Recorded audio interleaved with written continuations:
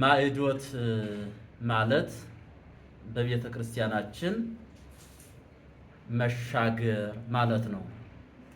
በጌታችን በመድኃኒታችን በኢየሱስ ክርስቶስ ሞትና ትንሣኤ ከሞት ወደ ሕይወት፣ ከሲኦል ወደ ገነት፣ ከጨለማ ወደ ብርሃን፣ ከባርነት ወደ ነፃነት ተሸጋግረናል።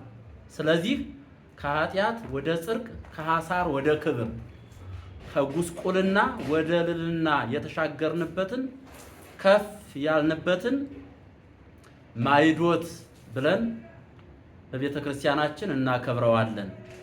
ለምሳሌ እስራኤላውያን በዘጸአት ምዕራፍ 14 ቁጥር 29 ላይ የእስራኤል ልጆች በባህሩ ውስጥ በየብስ ተሻገሩ ይላል።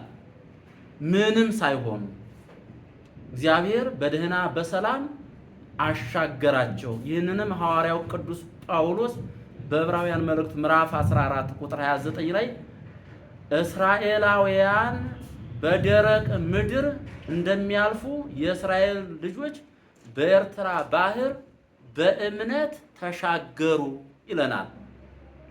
እነዚህ እስራኤላውያን ዘሥጋ ናቸው።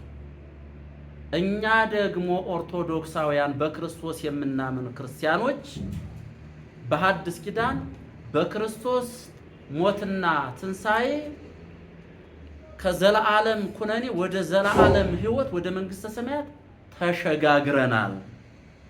ይህንንም ቅዱስ ዳዊት እንደዚህ ይላል፣ አይለፍከነ ማእከለ እሳት ወማይ፣ አይለፍከነ ማእከለ እሳት ወማይ፣ በእሳትና በውሃ መካከል አለፍን ወደ እረፍትም አወጣህን ይላል መዝሙር 66 ቁጥር 12። ስለዚህ ማዕዶት ብሂል ይላል ቅዱስ ያሬድ። ማዕዶት ብሂል በዘቦቱ አዶነ እሞት ውስተ ሕይወት። ለኛ ማዕዶት በክርስቶስ ትንሣኤ ከሞት ወደ ሕይወት፣ ከሲኦል ወደ ገነት፣ ወደ ዘላለም ክብራችን ተመልሰና ይለናል። ስለዚህ ማዕዶት መሻገር ከሆነ በአካለ ሥጋ በሕይወት ያለ ነው።